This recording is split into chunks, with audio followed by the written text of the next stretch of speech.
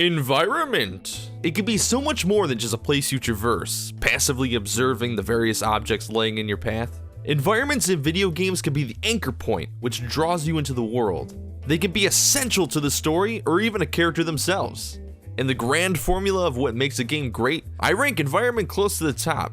But where am I going with this? Well, there's a lot of negative content on YouTube, especially regarding video games. Ranting about subjective topics, stating opinions as facts, discussing game design when they've never designed a game in their life. Negativity is too easy to do.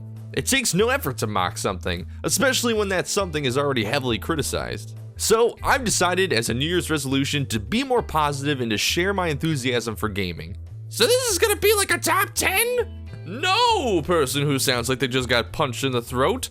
I'm not a big fan of countdown lists because they simply list a bunch of facts ripped right from Wikipedia. But haven't you made a bunch of top 10 lists? Oops, I guess I'm a hypocrite! It's not really a shocker that this 2007 critically acclaimed masterpiece is the beginning of our discussion.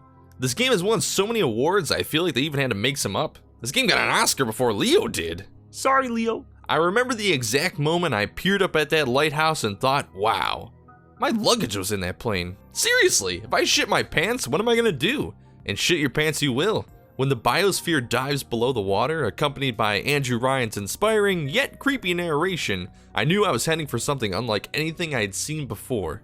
Rapture. God damn. It was an entire city under the ocean, operating under its own rule with no outside force to dictate its actions. After this amazing introduction, the biosphere takes you on a short journey, highlighting some of the places you might visit before dropping you off in a dark, seedy part of town.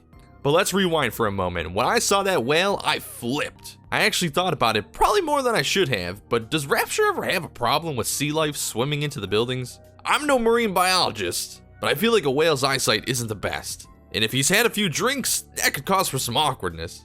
Honey, I think there's a whale in our living room. Fuck. Anyway, Rapture is a beautiful environment with a 1960s flair. It was both inviting and eerie to hear the echoes of classic tunes and the occasional skip of a record player while you crept along the posh, extravagant layout of the cityscape. Bioshock featured groundbreaking water physics and that really annoying blurring effect that happened whenever you got water in your eyes. Ah, come on. In summary, the city of Rapture was wonderful but terrifying at the same time. From the moment that you arrive, you can sense the sadness of this once great utopia. I often get asked what my favorite game is, and though it's hard to narrow it down to just one, Bioshock definitely ranks high on my list. Zombies! Zombies everywhere! Wanna guess where we're headed to next? That's right, the mall! Willamette Mall to be exact. In Dead Rising, you play as the hyper-ambitious journalist Frank West, as he dives into a zombie-filled shopping center hoping to get the scoop on the undead invasion. The entirety of the zombie onslaught occurs within the confines of Willamette Mall, but what makes a boring old mall so special? Well, in my opinion, it's because the mall was so, well, realistic. It felt like this was a fully operational mall, filled with accessible stores, food courts, and a network of employee-only passages. Dead Rising's environment is powerful because it connects with the player. Rapture is an incredible sight to see, but I've never visited an underwater city. But a mall is something that almost anyone can relate to. Seeing flesh-eating monsters in a familiar place can be an unnerving sight. There's security in something familiar, but it flips you on your head when you see hordes of zombies spilling out of Macy's. Willamette Mall is an exciting place to explore, and within a few hours every player had their own route planned for getting from point A to point B. As one of my favorite settings, I can still find my way around the place even though I haven't played Dead Rising in many years. It was a thrill to run through Willamette Mall, like going to Disney World for the first time, but the park is filled with murderers. Now I know what you're thinking. You do look good in those jeans. And yeah, Hearthstone too. I figured I would break up the flow and go with something a little less doom and gloom. But how can a card game have an environment? When some people think of a card game, they think of a smoke-filled, dimly lit room with wealthy gentlemen playing poker. Or maybe a child playing cards with their grandparents while grandpa tells you a story about how your generation is lazy. Where video games are involved, card games usually have a higher focus on the animations, the representations of what the creatures on the cards would be doing if they weren't, well, cards. Most card games I've played have a static background, which mimics a fancy table, but Hearthstone takes it a step further. Though it isn't the focus of the game whatsoever, the table in Hearthstone has one of the most engrossing environments I've ever seen. It's a bite-sized portion of a larger area from Stormwind to Orgrimmar, and each corner of the board includes little secrets if the player clicks in the right place. The board feels alive, and from the way it dispenses your cards to the weight of the end turn button, Hearthstone definitely reels in the player. Seriously, if I didn't spend so much time rocking the Zeppelin back and forth, I'd probably win more games. You know what scares me? Snakes, hospitals, children, and the evil within. I know I've mostly been listing games that could fall under the category of horror, but I'm realizing through this video that I actually really enjoy those types of games. And hint hint, there might be more coming up, so strap on, in. The Evil Within is a psychological horror game where you play as a detective named Sebastian.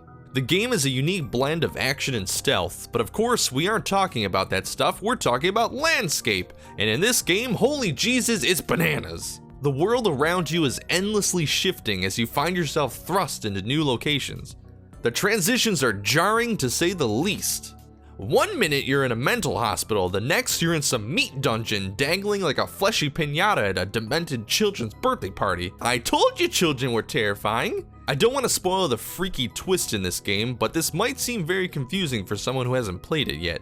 At least that's what I assume, because I knew nothing about the Evil Within, and the story really doesn't take shape until about 4 or 5 hours into it. Maybe I missed some important exposition or something, who knows. Anywho, the changing environment keeps you on edge, and you never know what the game will throw at you next. The reason why I included this game isn't because of the environment, but rather the feeling the environment gives you.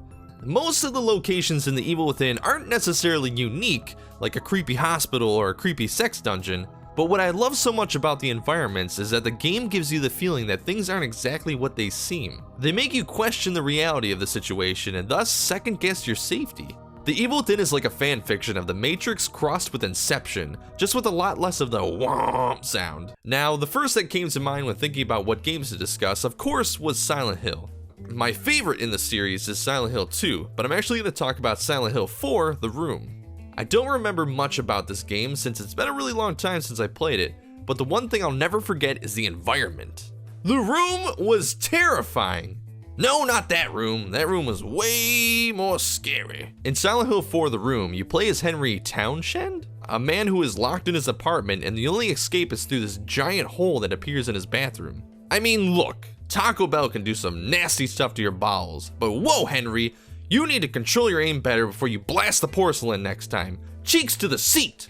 What makes this game so interesting is that it was the first Silent Hill to introduce the first-person view, to my knowledge. But of course, you're only in first person while you're in the apartment room, but when you travel through the bathroom hole, the camera resumes its usual scary third-person view. The reason for the first-person view, however, is because the apartment has so much detail. There was the window you could look out of, the little peephole so you could see your neighbor, and the holy shit! Yeah, we'll come back to that. The detail in the apartment is what makes it so memorable.